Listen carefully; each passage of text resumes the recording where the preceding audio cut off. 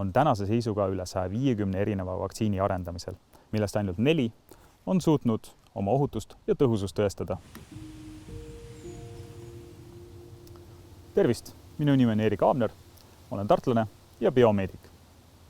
Räägime uute vaktsiinide arendamisest.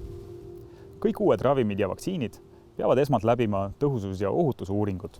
Esmased uuringud põhinevad alati rakkudel ja katseloomadel. Seejärel liigutakse edasi inimuuringuteni, mis on jaotatud 3 erinevasse faasi. Esimeses faasis kaasatakse väike hulk vabatahtlikke, et veenduda uue ravimi ohutuses. Seejärel liigutakse edasi teise ja 3. faasi, kus kaasatakse juba 10 000 erinevaid vabatahtlikke.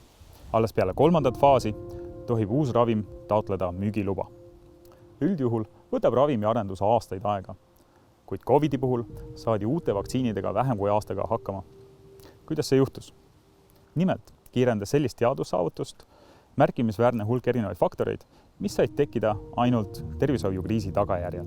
Siinkohal tuleb ära mainida, et kõik vaktsiinikandidaadid ei suutnud läbida seda kadalippu. Näiteks Farmatsia-Hiiu Merki vaktsiiniarendused kukkusid läbi, kuna nende vaktsiinid lihtsalt ei olnud piisavalt tõhusad.